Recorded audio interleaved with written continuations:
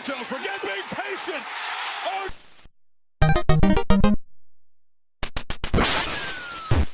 Final minute of this first quarter. Pressure picked up again, launching for the end zone, caught, touchdown, Jalen Polk.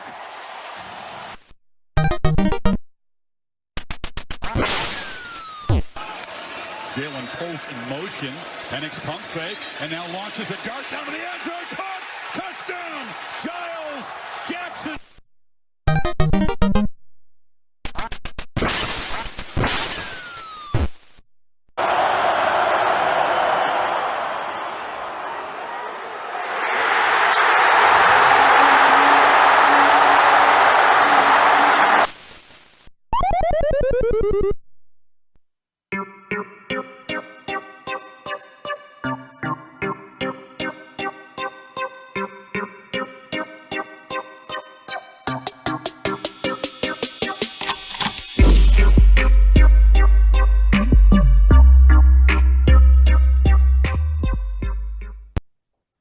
Welcome to the Dubdup podcast. I'm your host, Mike Plant, and we have an incredible show for you today.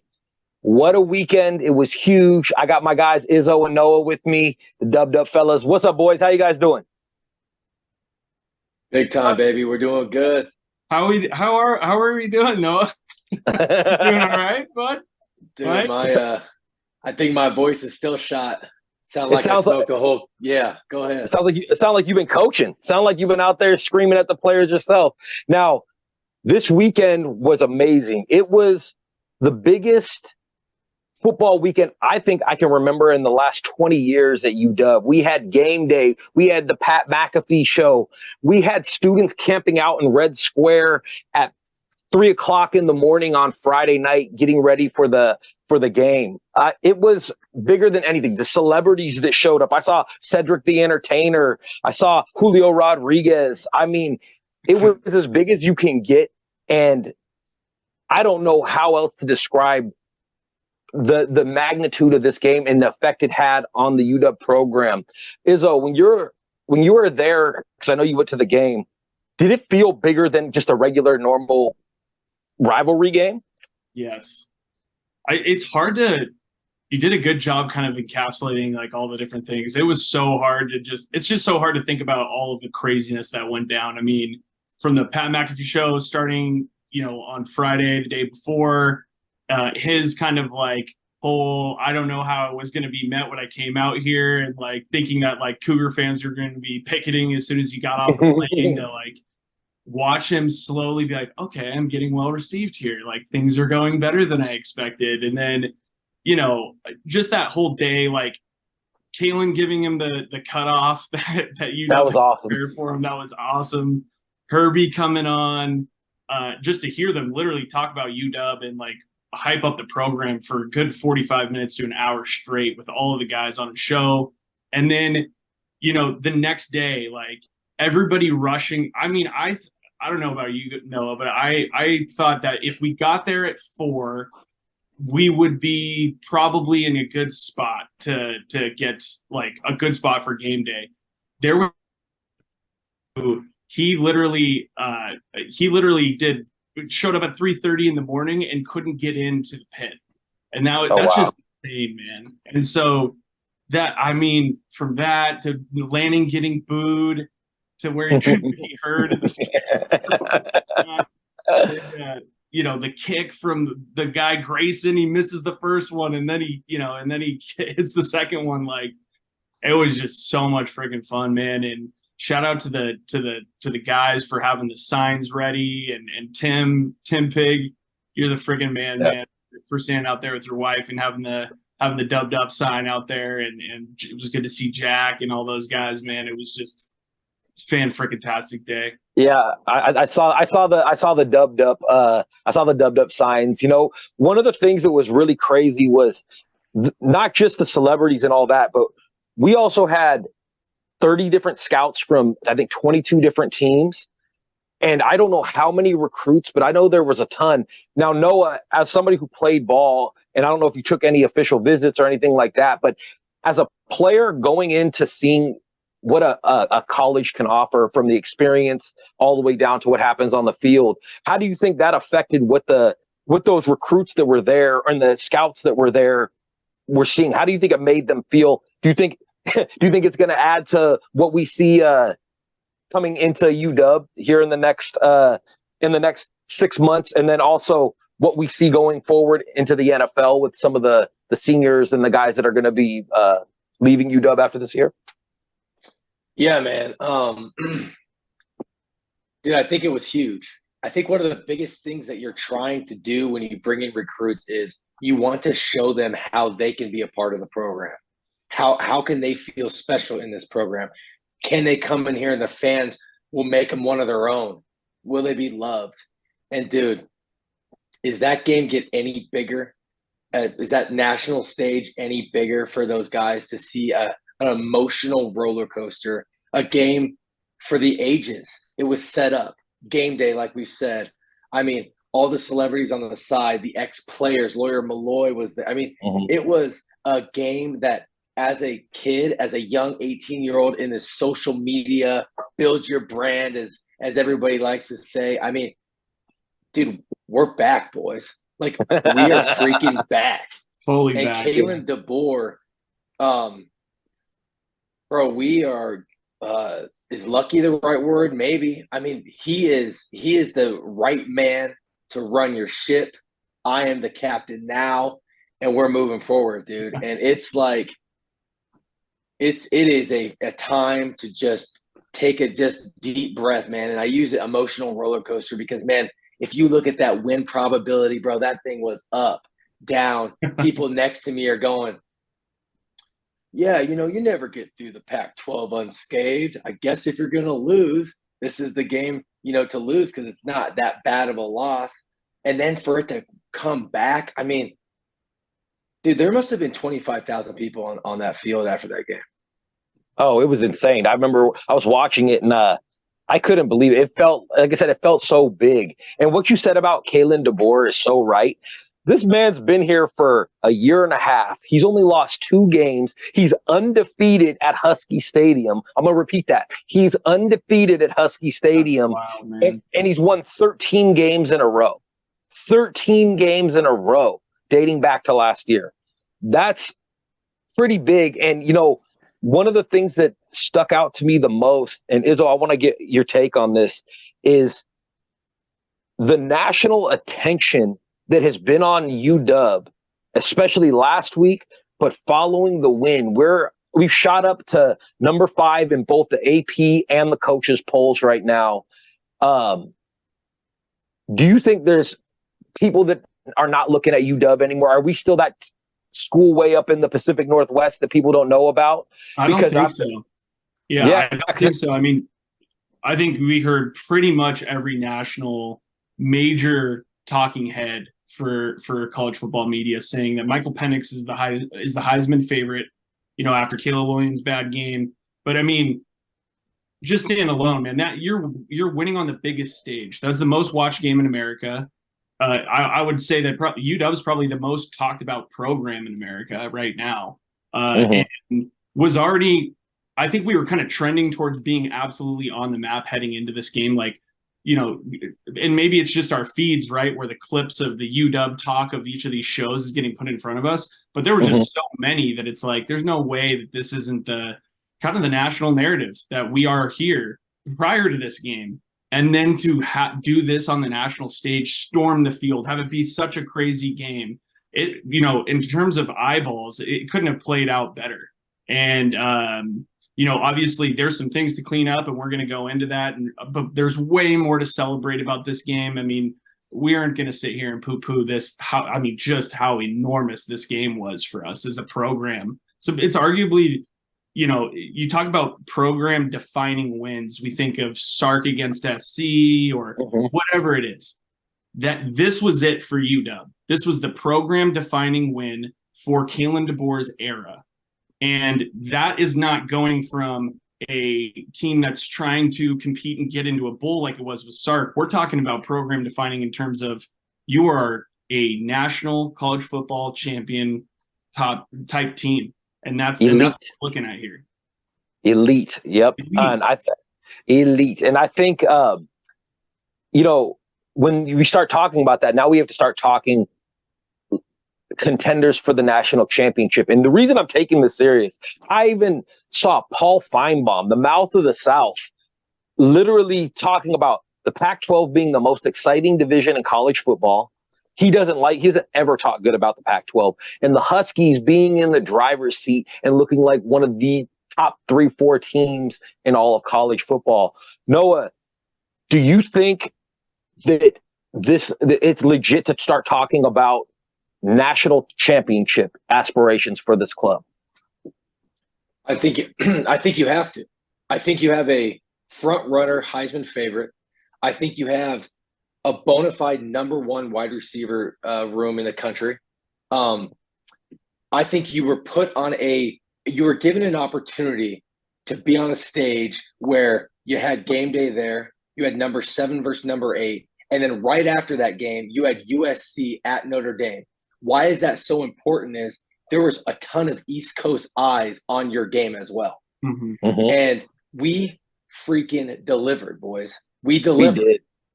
And it literally is. It's a game for the ages, man. I mean, I got buddies who don't even watch West Coast football, and they're calling me, texting me, Dawgs, Huskies. Oh, my goodness. I mean, we are a national story. And, dude, we literally did exactly what we needed to do. And Coach DeBoer said it best. We are built for this. And, dude, these boys came back. They play for each other. They came back to play in games like this, and they came back to win the national championship. And that's why I don't think it's some weird thing. I know we're only 6 games in, but look how the schedule kind of sets up for us. We have Arizona State, Stanford next week. In the next 2 weeks, we should be 8-0. I know you go 1-0 a week, but we should be 8-0 going into at USC. And then you got Utah, Oregon State, Wazoo. So it's not an easy schedule, but it's setting up to where it's starting to look like, dude, we're going to be in Vegas and we're going to have an opportunity to really, really like keep our foot on the freaking pedal, man. Yeah, I agree. And I think that, I saw one of the podcasts, a different podcast, a dude from the South, bald head dude, his name Plate. Is that his name? Is it Josh Pate. Pate, that's him. And he was like, I've never been to Seattle. We don't think about crazy wild atmospheres when we go to, when us from outside of the West Coast go to the West Coast. But the Pac-12 and specifically Washington's environment was as loud as any SEC school he's ever been to. And I'll tell you what, we didn't break the record for decibels, but we did get up to 129 decibels during the game, which is insanely, piercingly loud, which was his exact words. And I think that for recruits who want to play in front of a big college atmosphere, they really got to see it. And I think go for it. Not to interrupt you, but we need to look into this. This is hotly contested on the timeline, or it hasn't yet been, but it's got to be. Which is, were we at 129, 130, or 131? I saw 129. What I saw in the stadium was us hitting 131 a couple times. So did I. You hit what again? Say that again. 131. Oh, really? Okay, yeah. So I saw was 129 going on. Ooh, hey, you know what? I hope it did. But I mean, regardless, that's huge. Mike, that's so loud. Mike, I was gonna say this. Here's the other thing that's just crazy. This is like mind-numbingly crazy and just as loud as it was. But do you know that even if we hit 129, 130, or 131, that's still like the 3rd or 4th loudest game ever recorded in the history of football? Ever. That's how loud it was. I mean, and there's already people saying it wasn't that loud, dude. If you're on the field, let me tell you one quick thing. I played at Air Force. We played at the University of Tennessee. Dude, that's 110,000 people. I had my family in the stands, and they were like, "Yeah, it was really loud," And I was like, "Dude, no, it was so loud when like the stadium like erupted or when they stopped, you felt like the compression of pressure on your chest. That's like how like the impact of like all that sound coming down on you." Dude, at 131, dude, that is absolute pandemonium for that offensive freaking unit to have to run. And That dude, was that on is the so loud. That's on the national stage. That's in Yep. the biggest game, the most eyeballs that your program has ever had on it. And you Absolutely. just almost broke the record that you yourself hold. We hold the record prior to that. But like people were saying, we're probably never going to mimic it or get to 133 or whatever insane number that was, because the student sections were on the 50. But I mean, in this new era, to have like a explosive offense, like Noah is saying, the wide receivers, the quarterback, the loudest stadium, a day and a half of straight hype going into this game, a midday game here, which is prime time 4:30 on the East Coast. Everybody was watching this, man. Everybody got to see us show up, see what Kalen DeBoer is doing, and there is absolutely going to be an impact on recruiting. There will be. There's no way it doesn't. And one last thing I'll say is, to Noah's point with the schedule, is there a game where we're not going to be favorited? I mean, like, so we felt like we were Duging. Like, we felt like we were Duging to start the season. Like, we were all skeptical, like, oh, can we really say this? Is it going to, like, are we going to lose a little credibility thinking that this could possibly happen? You win this game, you stay healthy, Vegas is saying 12-0 for the remainder of the year, assuming no major injuries, right? Is SC going to be the team that you're, on the road against that is going to beat you, is going to be favorited going into that game? Literally, the odds makers are saying 12-0. Yeah, I think the one I'm the most worried about is more likely the Corvallis date, because they have a real defense. But hey, how do we get into this game? I mean, it was it's so fun to talk about the hype, because that was it felt good to feel the pristine that is UW football back on that national level and us showing out there. But the game was a classic. I mean, instant classic. Gets thrown around a lot and then people forget about it. But this was exactly that. When you jump in, what's the first thing about the actual game that popped out to you? Like, that made you say, wow, this is real, and we came to play. What was the first thing that really stood out to you? Noah, go first. Yeah, man. For me is you always kind of think of, like, especially as a fan now, right? Like, how impactful can the crowd be, right? And I think the crowd was absolutely electric to start this. And you could see that directly with how the pads were popping right off the bat. Dude, you had the very first the big hits on special teams. You had the Mish Powell absolutely leveled Jordan James. I mean, dude, if you look at that tackle, dude, that is like textbook, like a statement piece hit, dude. I mean, that is as we say, right, Izzo? It's a remember me type hit. Oh my God, Jordan James is going to remember Mish Powell for the rest of his life, I promise you. Dude, he had a tough time getting up. But that type of atmosphere, it was booming. And, after a couple possessions, both team, I think we went, we didn't go 3 and out, but, we ended up punting. And then Oregon ends up punting. And then we kind of, like, everything kind of settled down a little bit. I think the atmosphere, the players kind of realized, like, all right, we still got a game to play. It's not just like killing each other. And I mean, you really kind of started to see, like, the momentum of, like, what that game was going to turn into. Yeah. And I think that more so than anything, I think what this game really came down to was crucial plays.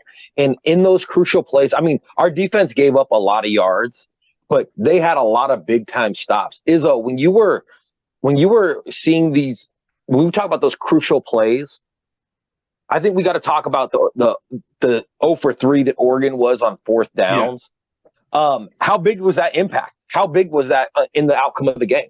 Well, I mean, not only that, but it's the timing of it. The only turnover in the game didn't turn into points. You gave it up on that, on the Adonze, what should have been an out that ended up being a comeback, and he throws a pick, and you got 57 seconds left. And this is, to Noah's point, the crowd became a major factor at that juncture as well, because I don't think that despite the time left, that Oregon could really, I don't know if they were in the frame of mind, given the environment and the context of where the game was, to execute exactly how they wanted to. And you saw that when they got down to the goal line and they decided to pass the ball a couple times ineffectively and blew what would have been, that would have won them the game. If they had scored that touchdown, we talked about this before, you go into half with a lead if you're Oregon. And that was one of the keys that we pointed out during the game is if Oregon can go into this at half with a lead and play with some confidence, this can get, out of our hands. And so that to me was huge. I thought just personally, talk about tone setting plays, like Ryan Grubb on that first drive, I don't think it turned into points on this play, if I remember correctly, because it was the first offensive play we ran. But the pitch out to Dylan Johnson was like, I think that's an Oregon kind of premier play, is that like pitch out to the outside and kind of get off tackle and to break it for 13, 14 yards or whatever it was. Like, that's just such a tone setter. Like the Meach Powell hit, that play to start, it's kind of like a big middle finger to Oregon. Play calling. It's like, hey, we're about to beat you with a play to start the game. That's your play. So the defense, like I said, they gave up a lot of yards, but it was a lot of that bend don't break type philosophy. And when I'm looking at these numbers that we kind of have in this little breakdown, we're looking at the third down efficiency, and the Ducks were 62% and the Huskies were at 45%. But it seems like this game was really won and lost on fourth down. The 0 for 3 for the Ducks, but the Huskies went 2 for 3. How do you think that played in? Because usually it would be the opposite way around, where the third downs are going to matter a lot more than the fourth downs. How do you think that played into us being able to get those stops when we needed them, or really take the wind out of their sails for a lot of the game? You go for it. I mean, it's like the obvious, like, to be, you look at the stat sheet and you're like, oh yeah, those do kind of stick out to you a little bit. But those are like the biggest plays of the game. I mean, that literally that's going to dictate a 3-point game. Is going 0 for 3 on fourth. Like, it's just very obvious that's the key stat for this game. Really is. The missed field goal, of course, but like that's the key stat. Yeah, I mean, when does, as a coach, you have to kind of like look at yourself and like look at like what your philosophy is. And, you hear Dan Lanning talk about like, oh, we're aggressive. We have confidence in ourselves. And I'm kind of like, no, dude, you're a gambler. And almost like you got a gambling disorder, dude. Like, dude, he's done it in every big rivalry game. He has. Oh, yeah. He did it against UW last year. I mean, if you remember, it wasn't just the big play on fourth down at the end of the game. Dude, he tried to do an onside kick against us, didn't work. And if you remember even farther back, he did a couple onside kicks against teams and was successful, and thought that UW doesn't watch film. We didn't think you were going to do it with us. And then he tried it again in the Oregon State game last year on it late on his own 28, didn't get it. And now he tries it 3 times against UW, and maybe the biggest game definitely in his career, but in the last 25 years in our fandom and UW's program. And dude, at some point you just have to like look back and go like, dude, you're just trying too hard. And that I look back to and I think to myself, like, what a difference. We have a coach who's been a head coach now for 110, 115 games. And this guy's only been a head coach for 17 games. Yeah. And I mean, we have that veteran mindset, that veteran learned leadership we have. And you really see that difference between KDB and Dan Lanning. And also you have the difference in the personnel on the secondary too. It's not the same guys, man. So when they try for it on fourth and you're going to pass into the end zone and stuff like that, like when your team is running the ball so effectively, and I get that you don't have much time to execute there. And so I can kind of forgive that first half from Lanning, that first half one a little bit. But man, you got to feed the hot hand there. And you're not going against the third string guys like you were last year. You've got Asa, you've got Cam Fab, you've got Elijah Jackson out there. Those are big bodies. Jabbar has had a great game, except for, maybe a play or two. But for the most part, it's pretty locked down. This is a different group out there. Eddie back. You've got leaders on the defense out there. If you're in tight space, and Bo did get outside, you gotta wonder. They did have the pass into the end zone to Ferguson, but that, again, to your point, is like we saw it drawn up. It's probably we know all game they did this. They Trice and Sakai held pretty strong contain on the left side, and their game plan seemed to be, let's roll out to the right to Bo's arm side, and so that they're going to play, in that sequence. It just kind of worked out really well for UW that they had that play that happened before to Ferguson, and then they were able to drop back and get back into that spot for that last throw that didn't work out. So yeah, and I think him not knowing, like when we were talking about the difference between KBB and Lanning, and knowing when to take those calculated risks and when it's just a risk, I think was huge, because one field goal in this game changes the whole outcome of what this game is. Yeah, they're kicking a field goal to win instead of kicking a field goal to tie, or even punting on the 1/4 down and making us go the length of the field. Even though I was feeling from that whole point, if Michael Penix got the ball back in his hands, he was going to go score it. He was going to go down the field and score. He had the eye of the tiger that game. See, that's one thing that I think a lot of people are kind of like not really considering is, they're and I'm roasting him too, but like everyone's roasting Lanning, like going for it on 4th down. Dude, Lanning knows. I mean, he's a good coach. Like let's call a spade a spade. He's a good coach, and dude, and he knew. You just hit the nail on the head, Mike. It didn't matter if Mike Penix had to go 95, 9,500, or 1,000 yards, bro. He was going to score a touchdown, and it didn't really matter. So I think Lanning knew that he had to freaking just keep the pedal down and really be, risky on his calls, because he knew, we do got the Heisman favorite on our side. Yep. Izzo, when you were watching this and you saw the pressure that we were getting on Nix, because Nix had to get out of the pocket a bunch. We had that early sack from Eddie. Try ZTF. I mean, they might not have got home, but they were forcing the issue. How do you feel that our front seven played, especially when it came in the pass game, in creating pressure and keeping the Oregon offense? I mean, like I said, they scored almost 10 points under what they're averaging. How did you feel about what our defensive line and linebackers did in that area? Yeah, I thought the linebackers really, really showed up.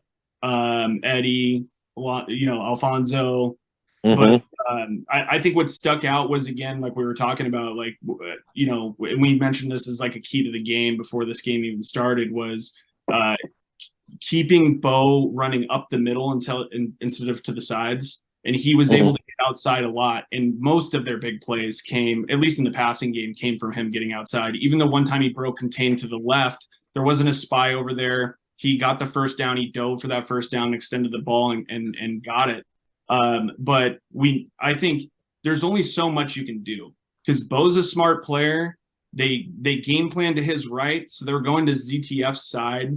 I think it doesn't make a whole lot of sense if you're going to break contain to break it to Braylon's side against Connerly, who didn't grade out very well against Trice. Trice had a great game, but you didn't see much on the stat sheet from him because he was playing disciplined. He stayed home and didn't break the pocket on his side, but they were going to roll to the right. Obviously, it's his throwing arm, all that good stuff. All that said, like we said, there's only so much you can do, and for the linebackers to not have just like totally fell flat on their face at big times during that game, that says something, because he's going to be successful when he gets outside and extends a play in the intermediate pass game. There's only so much you can do. So, I thought overall, given the context, given the fact that Bo Nix is an expert at that, and that's where he excels, and that's what Will Stein draws up, he plays to that strength, then I thought we did pretty well considering. Yeah.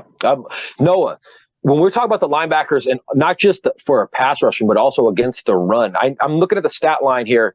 Uwafotio had 11 tackles, 1 sack, and a TFL. Alfonso Tupatala had 9 tackles. And then if you throw Bruner in there, he had another 5 tackles himself. That's a lot of tackles from our linebackers. And if you look at the stat lines over the early part of this year, you didn't see the linebackers being the leading tacklers. It was Dom Hampton, or it might have been Asa Turner. It was today to see the linebackers really cleaning up. How do you feel they played, not just against the pass, but also against the run? Dude, I love that. That's such a good, just good eye for that. I mean, when you watch those guys, you could tell they were ready to go for this game. They were hungry.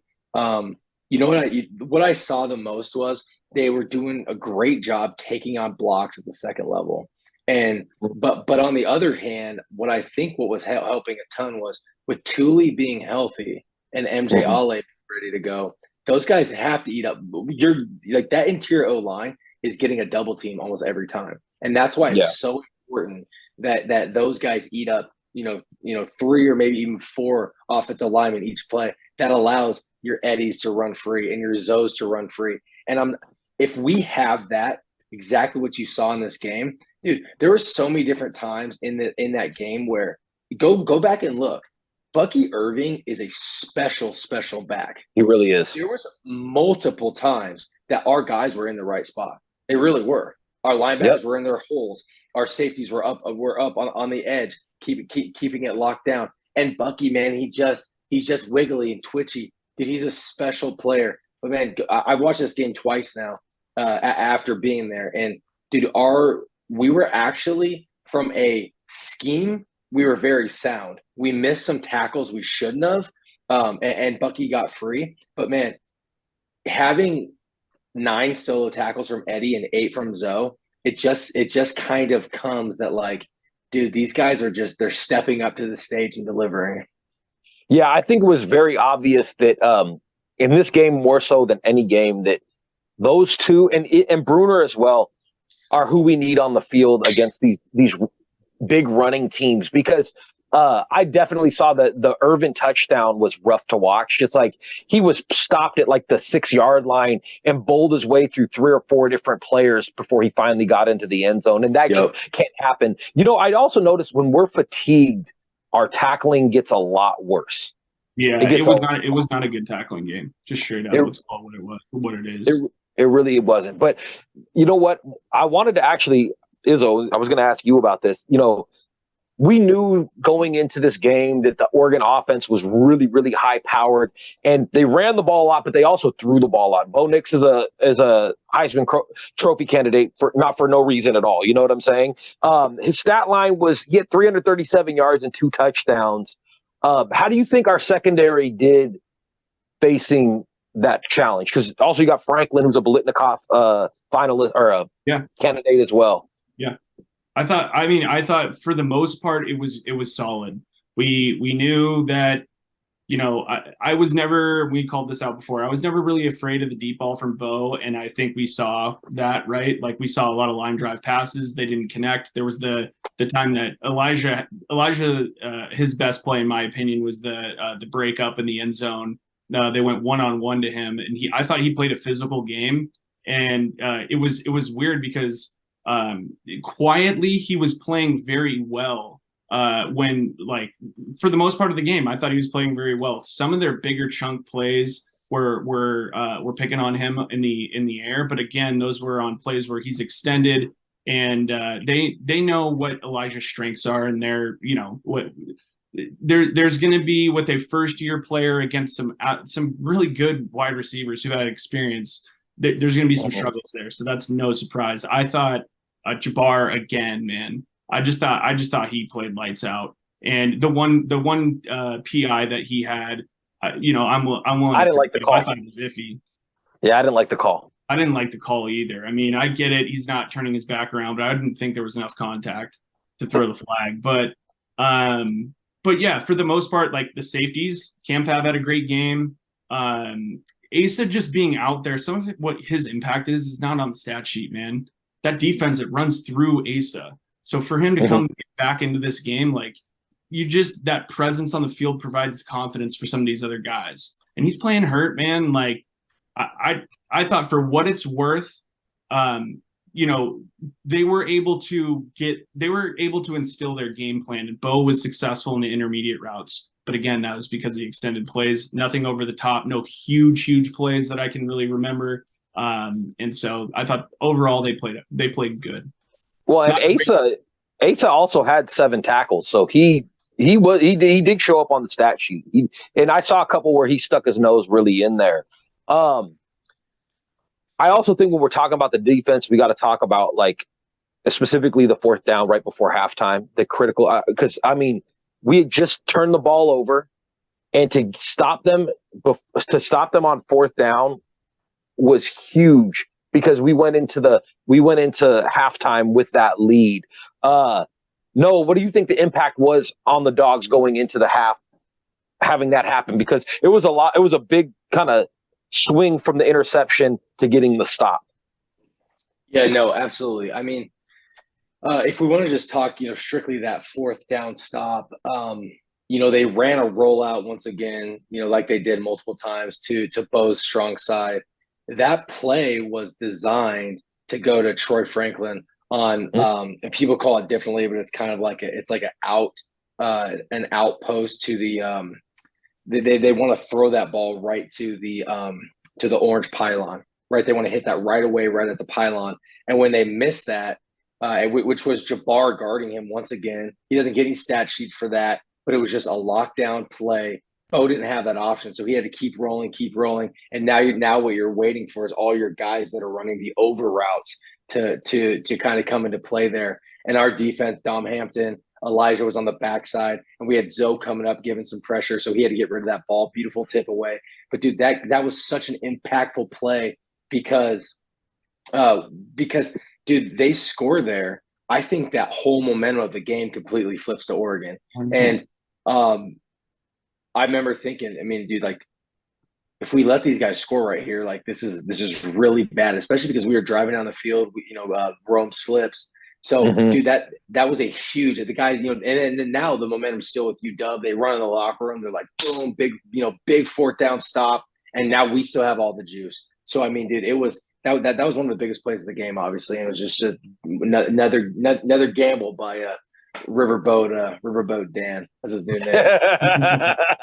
Well, I think that the thing that we pointed out the most is that we're seeing the growth on the defense and the defense making the plays when they have to. Now, if we go to the other side of the ball, because that was, this is how fun this game was. The defense isn't what we love to talk about, but there's so much that we were excited about. But the offense, on a national stage, they showed out, but it wasn't as good. None of the numbers were as good as they've been against any of the other teams so far this year, except for maybe Arizona. For having a good but not a great game, what are your guys? What's the biggest take that you take from this game offensively? Izzo, when you're watching this, who stood out to you the most, and what was its impact? There's two things that stood out to me. Just at a high level. One was you got Dylan Johnson established. So you immediately the ability to change the pace when you have a guy who's getting 8-yard chunks on every run, every time you get the ball to him, like that changes the entire game because now the defense has to play up all of those basic things. So that's just the main obvious one. The thing that stood out to me in this game was, again, Penix trusting his receivers. And it seems like all he has to do is throw just a somewhat catchable ball in the general vicinity of any of his receivers, man. Like, it's just crazy. The pass in the end zone to Rome to end that fourth quarter drive is just like, that was amazing. They make it look so easy. It's not easy. He has to he has to have perfect ball placement and perfect body placement, and they do it so often. It's just like, just another pass. Like, must have been a dime piece from Penix on this throw, but sometimes it's underneath and a guy goes up and makes a play. And Jalen Polk, I saw a lot of people tweeting about him, and he deserves the credit, man. Like, he is on any other offense. If you have him as your number one, everybody is singing his praises, man. Like, that catch down the sideline was amazing between two players. Yeah, it was amazing. Jalen McMillan goes out, and it took Noah and I till the third quarter turn to each other and we're like, Jalen's not in. Like, McMillan's not in, and that just says so much, dude. That's a second first-round receiver that just goes missing, and you don't even notice until the third. Like, that's absurd. So that's how. That's how high-powered they are. Yes. So Noah, because when you said Penix went 302 for 4 touchdowns. He did have the one interception. But you know who I really think housed everybody was Rome. Do you think Rome put himself as the front runner in the Biletnikoff, or do you think that he's still behind? Do you think he's still behind Marvin Harrison Jr.? Man, I mean, Marvin Harrison is an absolute – he's a bad man. But I'm not sure if Rome is still behind him. It might be a neck-and-neck race. I'll tell you what, I think UW actually might be a little sexier than Ohio State right now. And I'm serious about that. I mean, if you go look at Ohio State, their games have been pretty boring. And I think the national pundits are really starting to say, like, dude, this Rome kid is the real deal. And, dude, just watch him run. Everything is so smooth, so fluid. And, dude, don't forget, Rome's not like a 5'11", 6-foot, like, little speedy receiver. I mean, he's 6'2.5", 217. Like, dude, he can get up and go. He's a 4-3 guy. He can catch the ball in the air. And that's what you said, is that catch in the end zone. Dude, watch him turn his body and catch everything with his big old mitts, dude. He just snatches. And I love the nickname that Shep has given to his wide receiver room. They're takers. Dude, they just take everything. And they catch the ball anywhere. They catch it on their feet. They catch it across their body, knees, above their head. And it's just unbelievable just to see him. And, you know, they say Rome wasn't built in a day. And neither was Rome in a day, man. I mean, he has just continually gotten better. Hey, speaking of takers, I think there's a player that showed up in that game that we hadn't seen yet that is the epitome of taker. The secret weapon, Giles Jackson, baby. I mean, that little dude, man, he just came out and balled. Like, I'm so excited. Like, we kind of had maybe an idea he might be playing in this game quietly, and like it's the tweet that he sends out after the game where he said something about how his coach now is actually coaching him. If you know, somebody you know. tweeted out his like composite picture, and it's just him looking at the camera like that is just so awesome. I can't wait to have him back again next year. Like, this offense just reloads again, and he embodies taker. If you want to just know what Jamarcus means by taker, go to Giles Jackson. Look at Giles Jackson. Dude, Giles is a dog, man. And if you guys remember in our preseason kind of like preview, we said, I think one of my like put my glasses on hot takes was, I said Giles Jackson before his injury would have 50+ catches this year. Yeah, he and you can see at least why I had that opinion. I mean, dude, he's a game changer. He's not just a over-the-top guy. He's not just a post runner. Dude, he is a epitome of like, dude, he is a guy that gets in the slot. He can make that defender go any way he wants. He controls the defender. And, dude, he's strong as a bull. And it's like, dude, having him back, whether it's 4 games, 5 games, with a couple bowl games, couple bowl games, keep in mind there. Yeah, I like that. So, yep. But I mean, dude, he's a huge addition, man. And it's such a good, like, dude, once again, man, it's an embarrassment of riches we have in the wide receiver room. It really is. And Izzo, you had said something that made a lot of sense. You said, with Jalen out, we didn't notice any sort of drop off.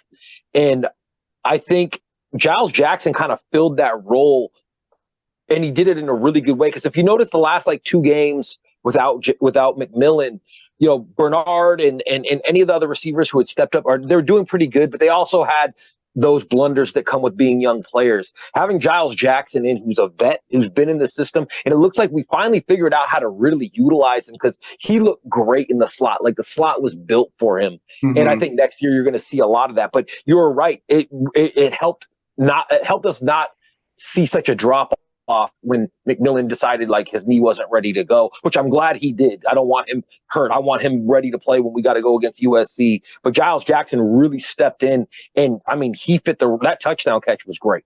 Like I said, it made me feel all kinds of good when I was like, man, we don't need to just count on Polk and Rome. We have that third guy that we can really count on. Yeah, we said like, hey, we're going to lose these receivers, and there's going to be a drop off a little bit, but not that much. And we hadn't even seen Giles yet. Giles, like, let's assume that Polk goes in this draft. Like, I think we can all, like, Yeah. I think it's probably fair to say that he's going to go. But you have Giles, you have Jeremy, Denzel Boston. Who am I forgetting? Tayshawn Lyons, Rashad Williams. I mean, Yep. Rasheed Williams, yeah, like Rasheed Williams. I mean, dude, there's abundance of riches, Reynolds. There's a bunch of them. Yeah, it's crazy, man. So this is what we're talking about. And this is something you can bring into next year and be immediate contender again next year. Yeah, and now we all know that the passing game's been doing this. We're averaging 383 yards a game or something like that. But what surprised me the most, and you brought this up a little bit earlier, was how effective the running game has been, specifically the last 2 weeks. DJ goes 20 for 100 and a touchdown against a good Oregon defense. And I believe they were ranked top 5, top 10 in the country. And we ran the ball all over them. You got to give a lot of props to the offensive line on that, but you also got to give a lot of props to DJ. How do you guys feel that? How do you feel we're doing in establishing what we can do on the ground? Because everybody was saying for the first 3 or 4 weeks we're one dimensional. Mm-hmm. The last couple of weeks we're showing, hey, we can run all over you too. We throw because we want to. We can run when we want to as well. How do you guys feel about the running game even though it was only 100 yards? How do you think we did against, like I said, a top 10, top 5 defense? Yeah, I'll tackle the offensive line. I'll let Izzo take on some DJ stuff. But dude, there's some stuff we need to clean up. There's no question on the offensive line. But you know what, man? They played tough, and honestly, they played well. Dude, the pass pro was great. I mean, it was steady. I think we ended up giving up 1 sack. There's a couple batted balls, and that's kind of what I want to say. Like, just clean some stuff up in pass pro. Don't sleep on that defensive line at Oregon, dude. They got Dorless. I mean, that guy's a bona fide big-time player. He'll play in the NFL. He's better than Kayvon Thibodeau, and Thibodeau went 5 overall. I'm not saying Dorless will go there, but I bet you Dorless has a better career in the NFL. They got the Birch kid.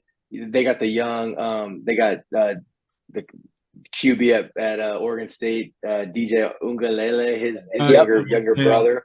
I mean, man, they got some boys on the other side, but dude, we held up well. And here's what I want to say: our pass pro, for the most part, was good. You know what I saw the most, and this kind of goes back into the running game, setting up Izzo here, is, dude, our offensive linemen, dude, they were getting up into the second level, blocking linebackers, and that's why you saw DJ have multiple big runs, dude. Just road graders, and that's one thing that Giron Hatchett brings, dude. He's a mauler. He's a mauler, and especially at the second level. And I want that. He's still working on his pass pro game, but dude, I'm telling you, he wants to bury you in the freaking dirt. I mean, he's a dirt dog to a T, and that's like the big thing. Having that attitude on that line. Him and Troy, man, Troy Fontano, dude. I want to say this real quick about Troy. If you want to see the block of the game, I hope we have this clip. Mike, if you can find this clip, let's get this clip. It's at the 11:34 in the third quarter. Dude, we throw like a quick little screen pass to Rome, and Troy gets out of the blocks and just absolutely levels Kyrie Jackson. I mean, just obliterates him. So whether we get the clip or not, go back and find that clip, dude. It is absolute just pancake big boy daddy block that you just love to see. I thought Oregon was throwing a lot of different pressures at UW, and for the most part, that this was the toughest game that they had on the schedule, and they got tired later in the game, and I thought definitely some areas that they were going to give up some plays on, but for the most part, I thought that the leaders on the offensive line stepped up, and Parker Brailsford again showed you why he is playing in the middle of this offensive line. He plays like he's been playing college football for 3 or 4 years. I mean, he just does what you ask of him. And despite whatever size thing that you want to throw out there about him, he's as strong as any offensive lineman in this conference.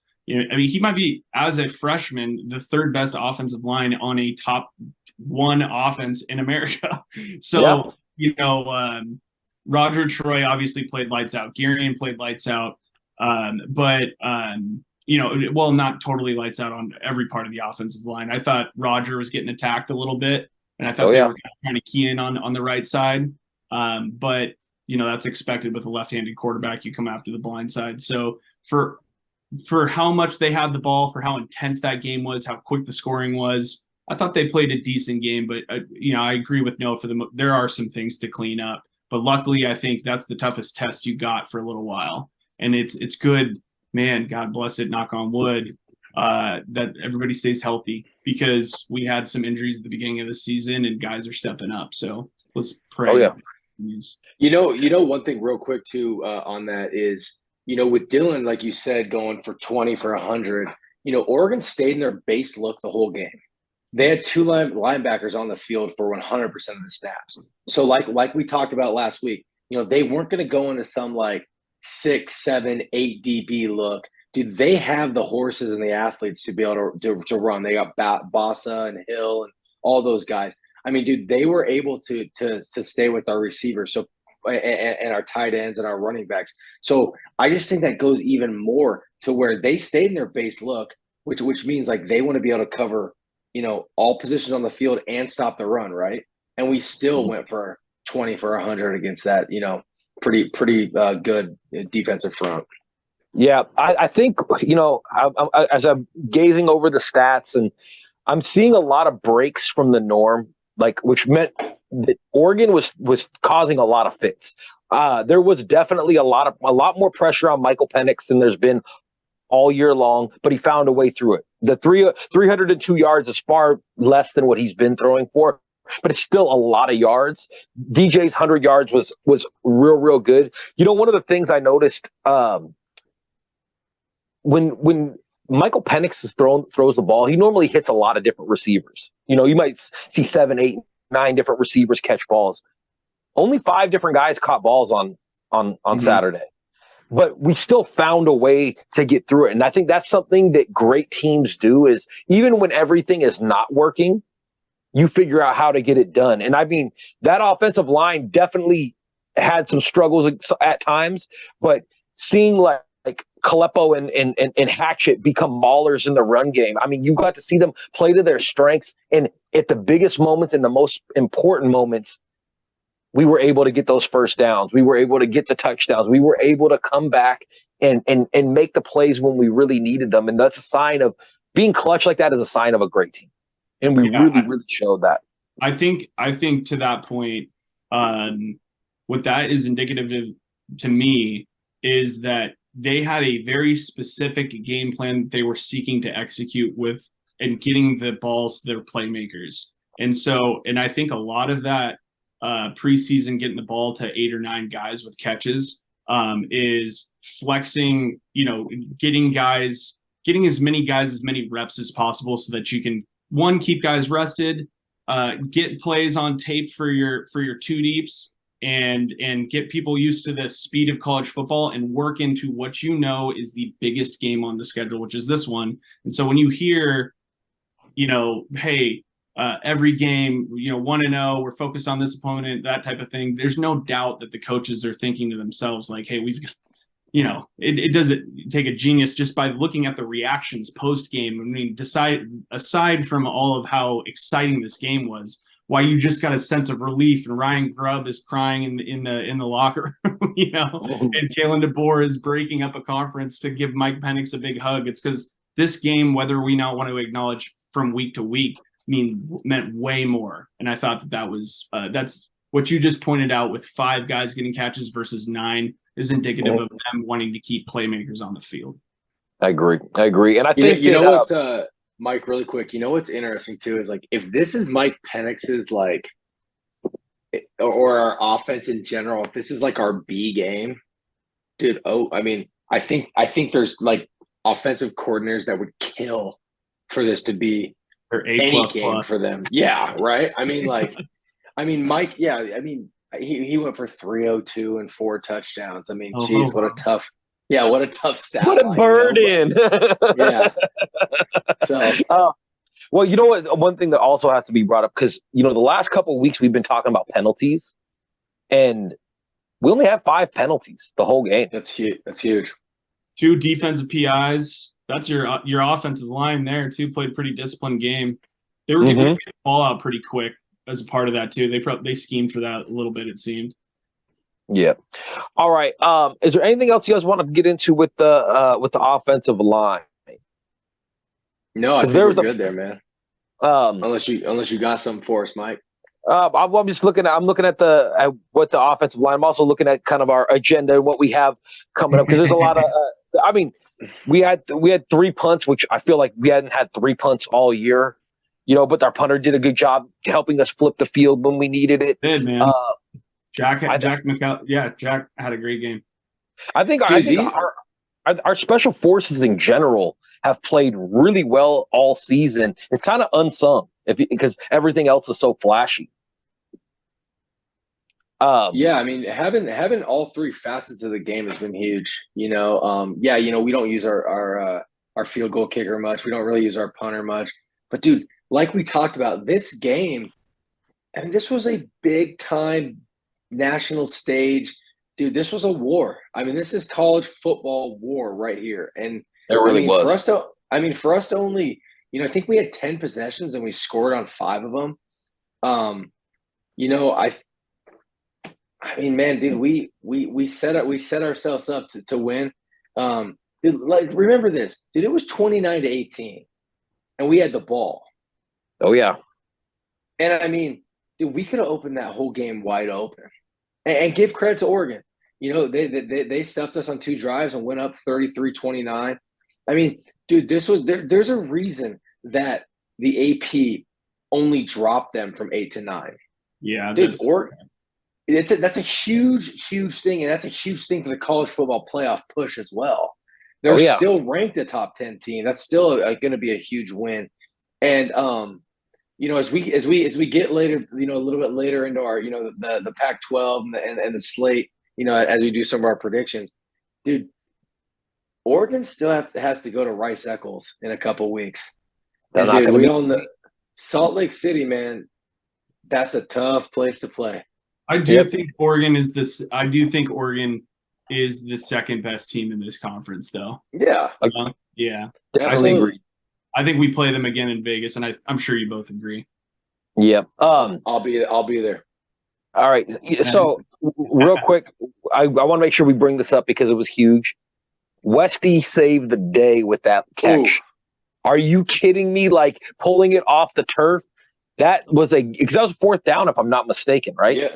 Yes. And I mean, Westy, I'll tell you what, he might only show up a couple times on the stat sheet, but whenever he seems to show up, it's in a big moment. Yeah. Westy will find himself on an NFL roster. That's how, when you watch that, it's like, man, if he's got so many intangibles, like, if he was, I hate to say this, if he was playing on another offense where he was featured, his stat line every game would be absurd. He's always open. Like, he's always finding a way open. He makes the big play. I had a really cool moment because we were in Club Husky, and I look over and JoJo McIntosh and his crew is kind of sitting there, not to blow up his phone, but I had a kind of a cool moment, and I looked over to him and we were kind of debating whether or not it was a catch. And for him to, like, it literally is a fingertip. College football is so freaking crazy. It's literally one finger that kept that ball from hitting the ground and kept control. And that completely changed the outcome of the game for sure, man. That was such a big catch. It really did. All right, real quick, you guys. One of the things I want to talk about a little bit is injuries. Now, what I mean by that is we had a couple guys come back. We had guys like Cam Fab and Asa come back. But I don't think we got out of here completely unscathed. I know McMillan, he left the game, but it was before he got hurt. I know he said he didn't trust his knee. But Jeremy Bernard also got hurt as well. I didn't see the play that Jeremy Bernard got hurt. What happened? Did anybody see? It looked like to me he just like hit his ankle, like on the ground or like, like on a I didn't actually see it. I just know that, I mean, he looked fine. I mean, I saw him after the game, and he didn't look like he was, like, in pain. I know the coaching staff likes to keep, injuries pretty under wraps, which is totally fine and understandable. I would be very surprised if Jeremy was out for a game, to be honest with you. I really would. He'll be fine. Did anybody else? Did we get? Is that the last one? Did anybody else go down, or we got other pretty unscathed? For the most part, pretty unscathed, man. All right. Those are the two ones that stick out. All right. Is there anything you guys want to hit on before we jump to the vulnerability section of UW? No, man. I mean, that game was everything, man. It was everything, and we wanted it to be. It's a beautiful thing. It's hard not to just get, I mean, it feels like we're kind of, we talk a lot about the same play. I mean, it's hard not to, man. This team, they're so star-studded, and we got to talk about these guys because they're showing out. It's impossible to avoid gushing over the same players. It's so much fun, though. It's so much fun, though. Now, real quick. No, I'll start with you on this one. Where is UW vulnerable? If we're going to look at UW and we're going to look at the soft spots, where do we think they're soft? Where do we think they need to? I want to say soft. Where do we think their problem areas could be? Because we're getting into the final 6 games of the season, and this is going to be the difference between a championship and maybe just a 10-win season. Where do you see the vulnerability on the UW squad? Yeah, I think it's pretty obvious, and I think it's almost like I'll form my answer in kind of a question. It's, do they have enough defense? And remember, they don't need to be a 12.5 point a game defense like Georgia was a year ago or whatever that crazy number was. What did we ask for on the preview? We said, can they be 4 or 5 points better? Dude, they gave up 25.85 points a game last year. You know what they're averaging right now? 20.83.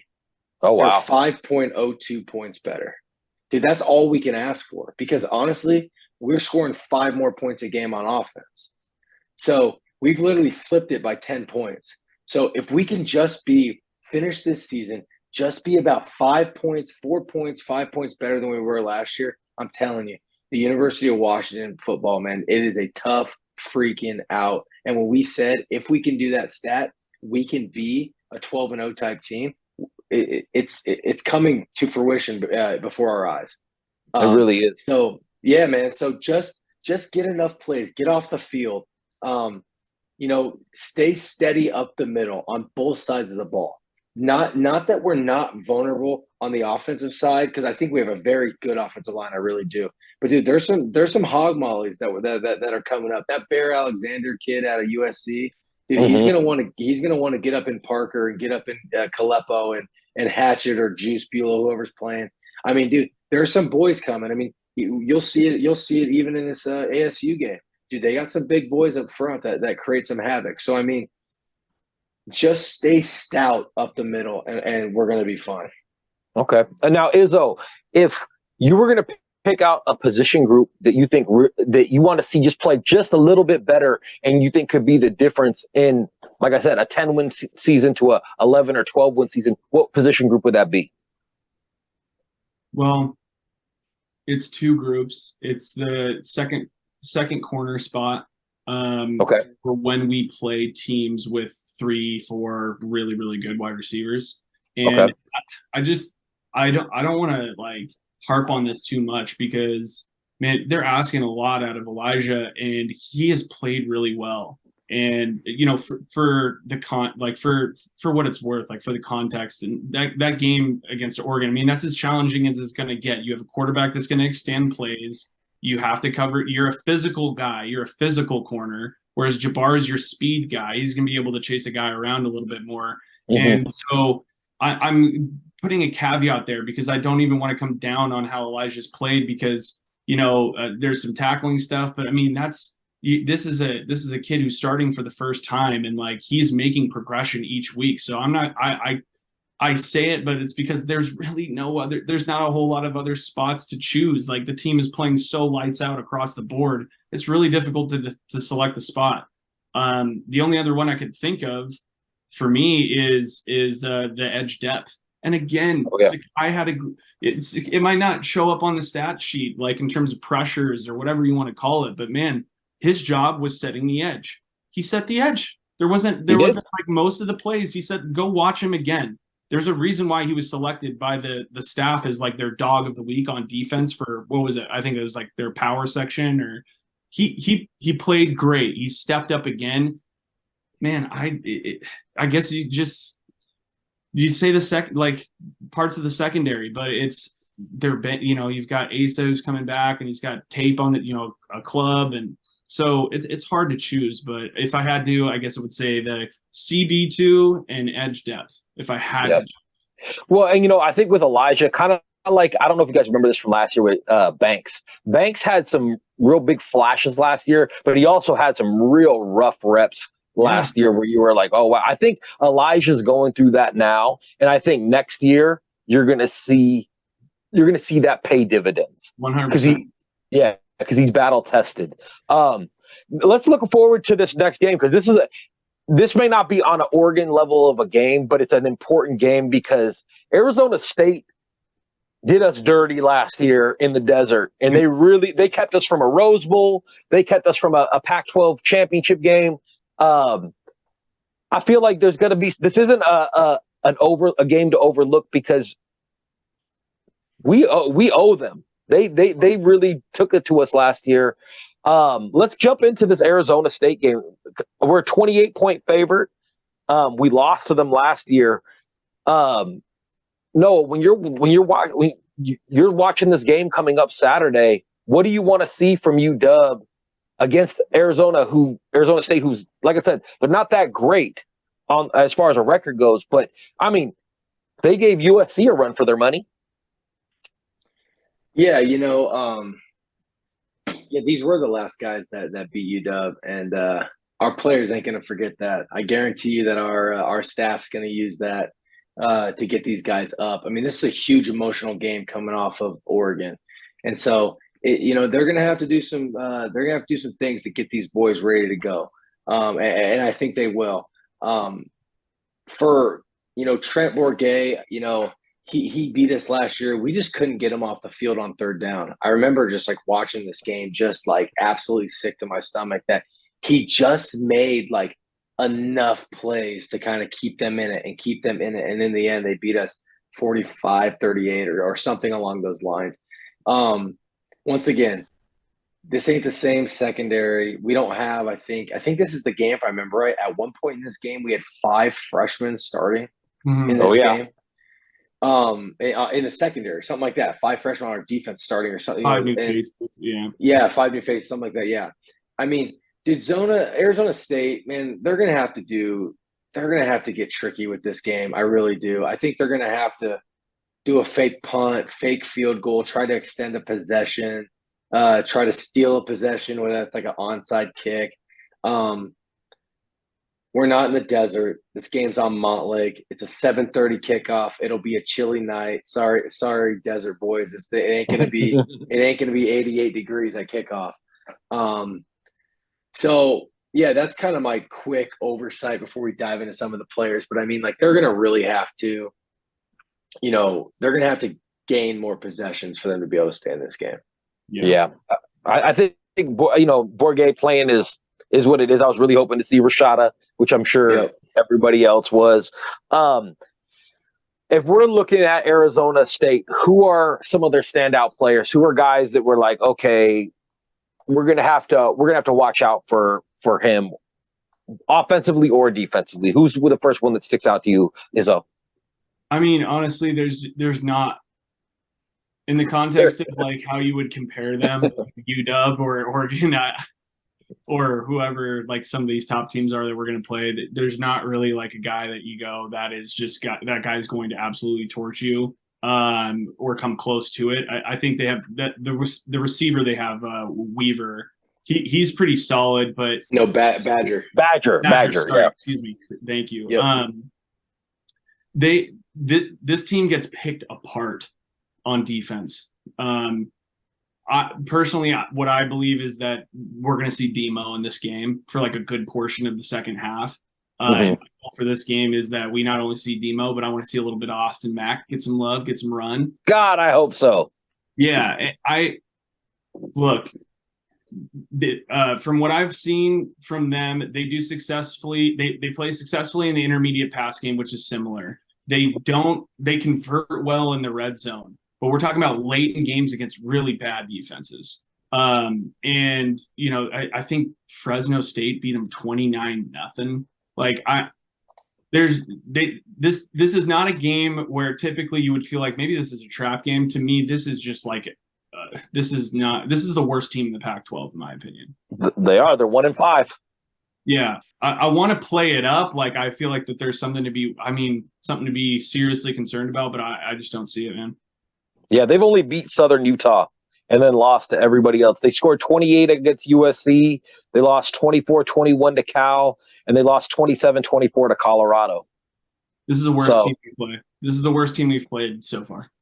Yeah, is there anybody on this team that you think we really have to worry about as far as Arizona State goes? I mean, it's such a yeah. I mean, trying to play it up. We're trying. I know. They got some D-line guys that can get up and go. I mean, they got that Prince Dorbach kid. He has 6 sacks, and BJ Green, he has 4 sacks. I mean, they can put some pressure on the quarterback. And I mean, I could see Arizona State trying to do the Arizona 7 DBs thing against us to slow this game down as much as possible. But you know what's an interesting stat that they have is they have 0 on the defensive side of the ball. They have 0 interceptions on the year. So I'm not sure they have the most talented secondary either. So it's I don't know. I'm trying to give a decent preview here of this team, but I mean, when I went back and watched some of the like their quick games on YouTube, and man, they just struggled. I think they've had they've had 4 different quarterbacks play for them already. Yeah, it's brutal. Oh wow. Okay. Yeah, Rashada, Conover, Pine, and Bourget. I mean, it's been a tough year for Dillingham, man. I mean, now they're on. I think they're on probation too. Like, just a tough year for the Sun Devils, bro. I mean, it really is. All right. Is there anything else we want to get into with Arizona State before we move on? Would love to, but honestly, guys, like, we'd love to have a long section about this game and really have a bunch of nuanced takes on it. But this should not be a game in the third quarter. We should be. If I had to put a prediction on it, we're going to be up by at least 3 touchdowns before midway through the third. To be honest, no, are we going to cover 28 points? Probably. Sure. I mean, it's a game.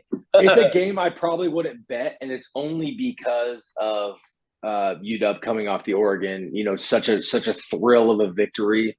But I mean, Izzo says 21 through the third quarter. Dude, this game could be 35-7 at half, 35-3 at half, something like that. It really Come out healthy. Come out of this game healthy. Yeah. That's the goal.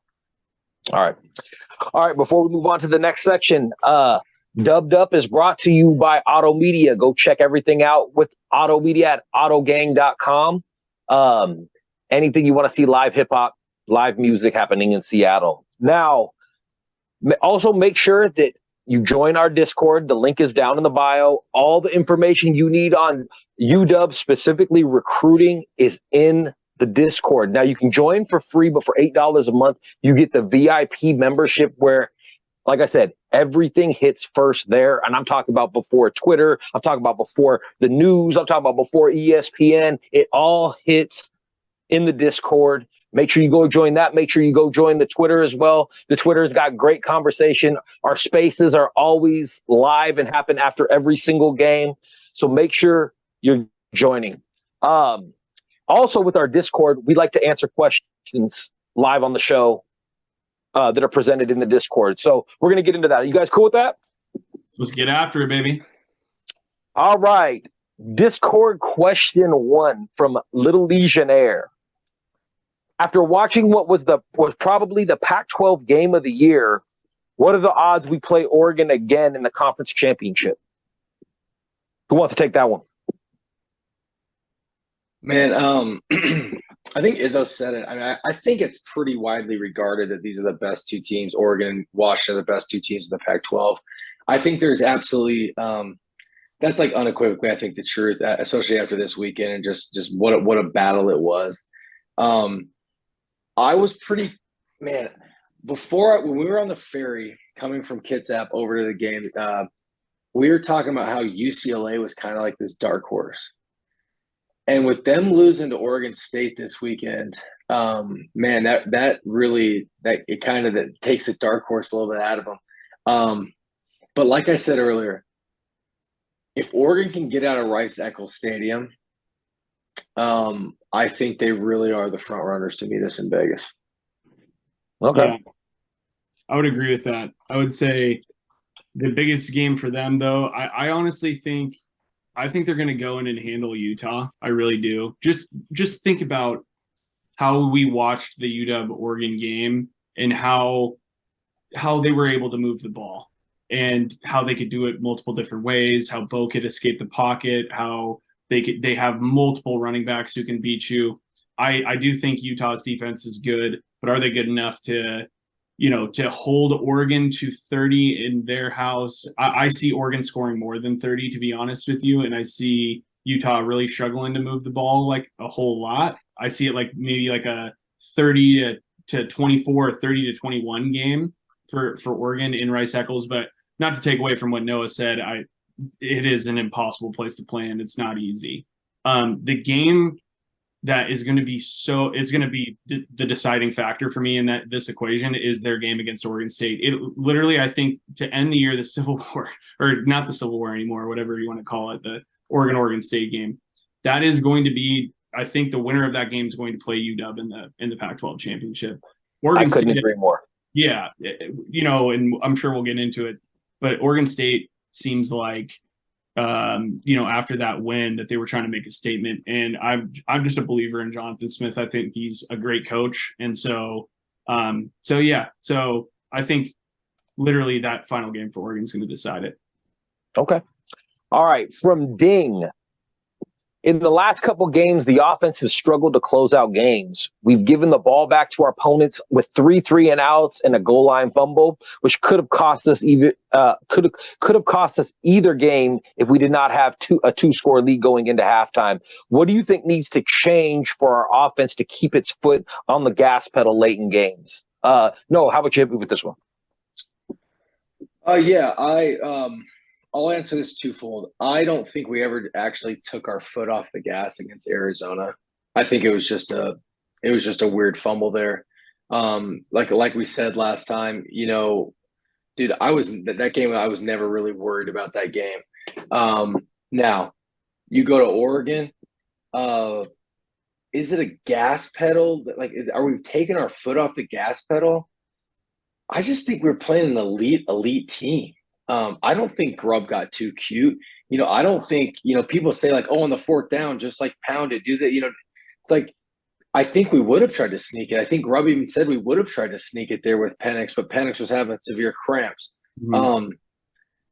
I just think it's kind of been just the game flow. I really do. That's the best way I could say it is. I don't think it's so much we're doing anything different per se. I don't think Grubb's getting too cute. Dude, Grubb's going to try to take it over the top. He's going to hit you for 17, 18, 25 yards on throws. Dude, I think if Penix is in the game, that's what we're doing because that's our offense. That's what makes us elite. And so I really don't think he changed up his play calls because we're up by 28 points or 21 or down 3. I really don't. So I hope that kind of gives you my thought on that question. Okay. Izzo? I want to agree with Noah here, actually. I don't think it was a major, I don't think it was like us taking the foot off the gas with Oregon. I do get why the question is being posed, though, because it seems like it almost looked like the play calling got lazy for a sec, when we're up by, what was it, 29-18, right? Yeah. 3 straight passes. But coming out of the 3rd, I was like, I could kind of see why you're posing the argument. But I would say this. I think Oregon makes this whole year, I mean, credit to Dan Lanning and sort of credit, I guess, to Tosh Lupoi here, is that they've been really good at making third quarter adjustments, like coming out of half. That's something that like all of their guys who cover their teams locally have said heading into this game. So it's not a huge surprise that they had some success there. I don't think it's a motivation thing, but you know, and Hood pointed this out too, is that he would like to see, Hood said he wants to see the hot hand get fed. And I kind of agree, you know, like you have Dylan Johnson, you know, could you say that it would be a vanilla off? Like, let's say if it wasn't successful coming out in the third on that drive when we're up 29-18 and you decide to hand the ball off to Dylan Johnson and it's unsuccessful, you'd been just as irritated. But yeah, so I agree with Noah in that I don't really see it as like a major issue, but there's a little bit of a trend maybe starting where you see some different play calling happening with Ryan Grubb, but again, it's hard to take it from that Oregon game for, you know, injury to Penix. So yeah, what Noah said pretty much. Yeah. All right. The next one is from Easy. And I think we kind of already touched on this a little bit, but he says, what's your honest assessment of our offensive line's performance? Seems they did better than some of the narratives, but still kept Michael Penix mostly clean and had a solid rushing attack. Yeah, I'll answer this really quick. Twofold. So remember, Oregon has 18, 19 sacks on the season coming into this game. And yeah, those are against some, you know, tougher, you know, a little bit less competition, but they only had one sack against Penix. And that was kind of one of our keys to the game, you know, keep Penix clean, keep him upright, keep him clean, and we'll be just fine. So, I mean, to give you an honest assessment, I think they played pretty well, and we graded out better than Oregon did on the game. And from a solid rushing attack, I mean, dude, 20 carries, 100 yards, averaging 5 yards a clip. Dude, give me that all day with this offensive philosophy. And dude, we'll be playing in the college football playoff. All right. This next one's from Alex. Izzo, I'm going to have you take this one because this is right up your alleyway. Alex says, how many roster spots do we expect to be filled with transfers, and what positions do you expect to be heavily targeted in the portal? Oh, man, that's a good question. Yeah. Get the whiteboard going, Izzo. Ooh, yeah.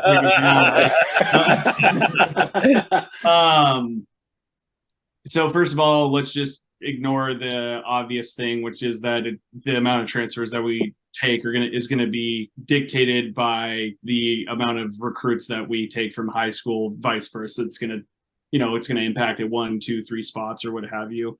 You know, let's say, you know, I would say if let's say the class ends with 17 or 18, I think 10 or 11, almost pretty similar to last year. And I honestly, I believe that that's going to be a trend that continues. One thing that I want to call out, when you think of portal transfers and when you think about the portal in general, I want our viewers to have a nuanced take on this. It's not always a guy who is a junior or senior with 1 or 2 years left of eligibility, like a Raylan Goforth or a Jabbar Muhammad. And Jabbar, by all means, could come back next year. Dylan Johnson could come back next year. Josh Cuevas, Zach Durfee, guys like that, you can add to the portal a 4-year guy. And I saw somebody retort back to me on this when I was making this point in the Discord. Well, it's like, hey, well, you know, you really want that continuity in high school recruiting because it's very important that you have like these guys playing together for a really long time and so on and so forth. Look at Jabbar Muhammad and look at really like with the tweets that come out about Zach Durfee and the hashtag Free Durfee and all that stuff. Like they get to know each other and get to know each other's playing instincts and all that type of stuff. That's on some of that's on the coaching. They get it. It's already. It seems like Jabbar's been playing this defense for like a really long time and everybody loves him and everybody knows him really well. That's part of why you have built a culture around family. And everybody says it feels like a family up there. But dude, UW is a little bit different in this regard. They do an absolutely amazing job making sure that these guys know everything. You know, the parents are involved. There's so many like off campus activities these guys do. They really do like know each other. Anyways, I'm going to get to the point. I see it being, you know, like a 18-person class or 18 high school recruits in the class, 11 where I think that we're going to target in the portal. I think we're going to target interior defensive line. I think we're going to target edge. I think for sure edge. I could see us adding a safety. I could see us adding a quarterback to that room. And they probably are not going to add wide receiver. Well, maybe I'm wrong on this, but they're going to be fielding tons of inquiries about wide receiver. Yeah, if we lose 3 wide receivers, which I know we kind of disagree on that. I mean, I still think we lose 2 wide receivers, but I think even with 2, I think we might go get a wide receiver. But if we lose 3, in my opinion, we 100% unequivocally go get a big time wide receiver to fill. Especially if there's 11 spots. Yeah, maybe I'll take that back. You just look at the room and you're like, do we need a wide receiver? Yeah. Like, I don't know. But either way, I get what your point is. Like, so yeah, well, I'll leave it there. Okay. Edge, interior defensive line, quarterback, safety. Okay. All right. So you're saying 5 or 6 Yeah. players. Okay. Linebacker too. Yeah. Well, 5 or 6. Hold on, 5 or 6 positioned ish, but there could be multiple players at those positions though. Remember that. So anyway, let's say anywhere between 6 and 10. That sounds like a big number. For sure leaning towards 10. Okay. Yep. Okay. Last question is from Lucas, and it's actually something we've already kind of talked about, so we'll get through this one quick. Given we went out, who do you think is most likely to play us in the Pac-12 championship game? And I think Izzo just said that you think it's going to be the Oregon State. Noah? Yeah, it's not that I think Utah's some like world beater this year in regards to their game against Oregon. I just think it's all about location for me. I think that Rice Eccles Stadium is just for Oregon especially, dude. It's like a hellhole for them. Mm-hmm. Okay. Yeah. Them and SC, yeah, I agree. I could see it possibly being SC if they could clean something up, but right now I think it's going to be Oregon or Oregon State. All right, that is the last question we have. Like I said, you guys, make sure you go and join our Discord. The link is in the bio. We answer these questions every single week. Also, you get to conversate with all the who's who of Husky Twitter and the online Husky presence. So make sure you go sign up for that. All right, now let's take a look at next week. We'll look at some of the games on the national stage, and then we'll go look at a few of the Pac-12 games before we get out of here. There's one really, really big game that stands out to everybody, and that's number 3 Ohio State playing Penn State in Columbus. Izzo, how are we feeling about this game? I mean, it's kind of like what we just went through in the Pac-12, but for the Big Ten. You know, I don't have like a super nuanced take on this. I get the sense that Penn State's on a roll, and I know a lot of people that I trust are going to be picking them. But the fact that it's at the Shoe, it's a great game. I'm gonna flip a coin, but I'll say Penn State. I don't have a big long nuanced take on them. Okay, Noah. Yeah, you know, it's funny. This game, the over-under is only 46.5 on this game. And so you kind of think like it's going to be some good defense here. This game's in Penn State. Give me Penn State all day. Man, I like Penn State +4. I'll tell you that. Mm-hmm. I think Ohio State wins, though. Because it's at home? Yeah, I just think I mean, does anybody know if Emeka Egbuka will be back this year? I think Emeka Egbuka and Henderson were both out last game. So maybe they were just kind of not resting those guys. Maybe they're banged up. They just could kind of sit them. But if Emeka Egbuka is out in this game, then I would heavily lean Penn State. If he's back, I think that I'd probably go with Ohio State. So I know Egbuka didn't travel last week. And it sounds like it's still really up in the air whether he's going to play again this week coming up. And I know these guys are just freaking 5-star wide receiver but dude, Emeka Egbuka is like a top 5, top 7 receiver in college football. That's a huge loss for them. Yeah. Yeah. Okay. Ooh, yeah. All right. So, hold on. So the next one is right up your alleyway. Number 22 Air Force playing at Navy. So if you guys don't know, I get the opportunity to make the agenda, so I try to put in there what I like. So this is a big game. First off, Air Force beat Wyoming, jumped into the top 25. This game's at Navy. It's in Annapolis, Maryland. I think Air Force is an 11-point favorite. I put this game on there really because we talk about rivalries. People talk about Michigan, Ohio State, UW, Oregon. Dude, these service academy games, dude, there's some serious rivalries here, man.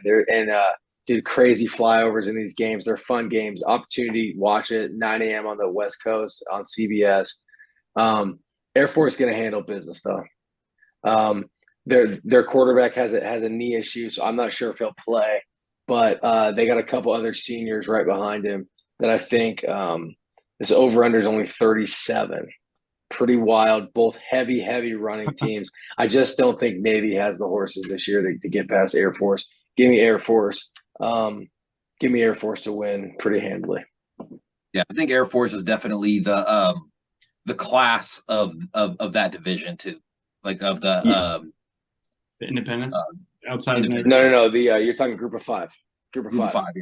Yeah. Yep. I mean, I think it's like Air Force and Tulane are kind of like they're the ones battling out for like a New Year's Six bowl, which is pretty wild. Yeah, that's true. Last game on the national stage we're going to talk about is number 17 Tennessee going into Tuscaloosa to play Bama, who is looking like they're starting to figure everything out. The offense is starting to click. Quarterback's actually making plays.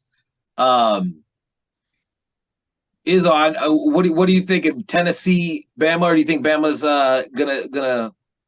Because Tennessee beat Bama last year, if I'm not mistaken. And so I know Bama wants it back. I think I can't. I don't see Tennessee beating Bama at this stage. Like I think Milroe's hitting his stride here. I know Tennessee puts a lot of yards on the ground, but Bama's going to want their head, man. I don't see Tennessee beating Bama in this game. I really don't. I don't either. I think Bama kind of takes it handily. Tennessee hasn't really played anybody either. They played A&M in the first game of the year, right? 7 points. South Carolina, Florida, lost to Florida. Yeah, lost to. What do you guys think? Yeah, this game's at Bryant-Denny Stadium, 9.5-point spread. If I was going to bet this, I'd probably take Tennessee plus 9.5. I think Alabama's too tough at home. And a lot of people don't know this, dude. This Tennessee-Bama game is actually like a pretty bitter rivalry. Oh, very bitter. These fan bases hate each other. I've been to both stadiums, and man, these fan bases freaking hate each other. So this is a fun game. I'll definitely be tuning in. Give me Bama to win. I don't know if they'll cover, but give me Bama to win. Yeah, I have a real good friend who actually does some videotaping for this podcast. Who's a big Bama guy, and if it's Auburn, if it's LSU, or if it's Tennessee, they hate each other's guts. I mean, they like we hate Oregon. Now, speaking of Oregon, now speaking of Oregon, as we go into the Pac-12 slate, I know this one hurt the Ducks. This hurt their fan base. This hurt them. Do you see Wazoo coming into Autzen as a potential letdown game for Oregon in this, ranked 9th?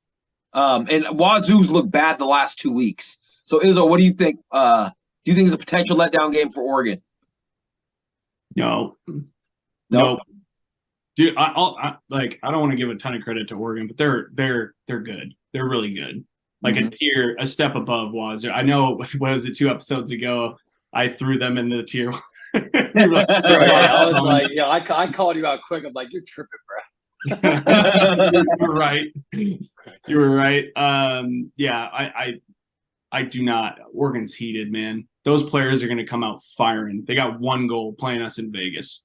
Like, that's it. Izzo, they ran 5% faster at practice today, is what Coach Lanning said. So they're really ready to go. Oh, 5%. You guys watch out. Oregon's going to win Did it he all really now. say that? Dude, yes. Matt Prem 247 quoted him saying that his players ran 5% faster at practice. Oh, gosh, dude. 5%. Dude. You got to watch out. That 5%. So we don't. So as a whole, we all thinking probably the same thing. Oregon probably going to beat up on Wazoo because they're pissed off and they want to take something out on somebody from Washington. And since they can't do it to the Dawgs, man, this is the only game. I mean, not the only game. This is the game that I legitimately root for Washington State. Like I'll put up a Washington State flag on my flagpole for this game. I mean, like this is. I'm okay with that, dude. Like I hate it so much. Dude, I'm fine with this. Yeah. No, so I'm wondering, can Autzen Stadium, while they're playing, fall off the edge of the world and into oblivion? If that can happen, I'll cheer for that. I guess I'll just say this really quick. That 44-6 game versus Arizona was like mind blowing to me. Like in Pullman, that game that's a crazy score. Well, I'll tell you what. I was listening to the radio today, and I think Arizona is maybe the best 3-loss team in the country right now. You might be right. Fafita, I don't think Jaden Delores getting his job back. I think he's done. Finito. Dude, you want to hear it really quick? I got to give this to you just because you said it, Mike. Do you want to hear a wild stat? Yes, I do. Arizona has played in their last 3 games. They've played Michael Penix, Cam Ward, and that guy down in USC, the Heisman Trophy winner, Williams. They've given up one passing touchdown in those 3 games. That's wild. Nance knows what he's doing. That fish, man. Yeah, dude. Johnny Tequila, baby. So speaking of USC, the last game we're going to cover before we get out of here, number 14 Utah going into USC. Now let me ask you this: they're going to LA. Do you see USC getting revenge from getting beat twice last year by Utah? I think Utah's going to win this game, man. I think we're still a little bit like, I don't know, maybe Caleb Williams surprises us and just shows some like serious backbone and just comes out and absolutely obliterates the team. But this is a bad matchup. Like Utah's a good defensive team, and man, I haven't seen the resilience yet from Caleb Williams. And so why do I think is going to happen in this one? I don't know. But man, I'm telling you right now, the only defense that's worse than Matt, I don't want to say that. That's great. There's some bad defenses in the back. But they're like bottom tier for sure. I would say bottom like 3rd in Power 5 college football is how bad I think the USC's defense is. Like straight up, they're horrible. But all right, Noah. If so, Utah's got a pretty good defensive line, and they can kind of get after you a little bit. And Caleb Williams has been sacked 17 times. Their offense is anemic, though. And if they can create enough havoc up front and keep him contained, they could beat USC. I just think Caleb Williams will just do enough to win this game by like 7 points, something like 33-26 or something like that. I think they'll just do enough to win this game. See, I don't see Utah being able to score more than 21 points. That offense, anemic, is an upgrade from what they've looked like. Their defense has really kept them in it, and I think they can. I think they could probably hold that USC offense maybe to 25, 30 points. I still don't think that's enough. I still think I don't think they can score enough to win that game. And I don't think Cam Rising's coming back this season. I'm not saying that from it just, man, the way that they're playing, it just seems like there's something more wrong with him because he's not. They need him. They're 14th in the country, and they really, really need him back, and he's not playing. And their offense is terrible. I think Izzo's hot take was that last week or 2 weeks ago about like him not coming back because there's like a little birdie on his shoulder. Maybe he's saying maybe a you little don't need to agent come. or something. A little agent. Yeah. All right. Yeah. All right. Any other games you guys want to talk about before we get out of here? Man, I just but we freaking. I just think we should make mention of Stanford, Colorado. I think we should bring that game up because that was like the absolute downfall. Like that was their last chance to me. I literally think they're going to lose every single game for the rest of the season. I'll tell you what, Shedeur Sanders being sacked like 33 times this year, some crazy number like that. Like, I don't care who you are. And then Hunter was gassed. Yeah. Playing 110 snaps every game. I don't care who you are. That's going to take a toll on you. Totally. And I think that Deion may be riding his star players more than they can handle because there's only so much you can do if your offensive and defensive line aren't getting the job done. So it seems like he has admitted as such too. It's like they don't have the depth and they don't have the defense. So it's like, what are you going to do, man? You can only win so much. That catch by that Stanford kid, that wide receiver on Travis Hunter. Yeah. Bro, did you see that? Yeah. Oh, yeah. Like caught it on his back. Dude, that kid went 13 for 295.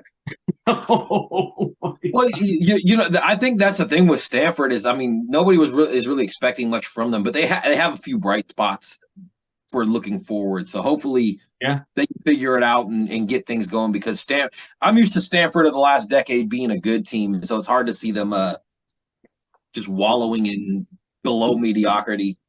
All right, any more for the Pac-12? Or are we good, fellas? We're good. All right. Hey, I want to thank all you guys for paying attention, tuning in.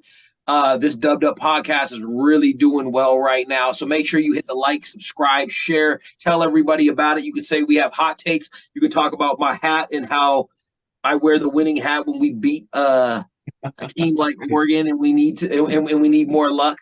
But yeah, until next week, for Izzo, for Noah, I'm Mike Flaunt.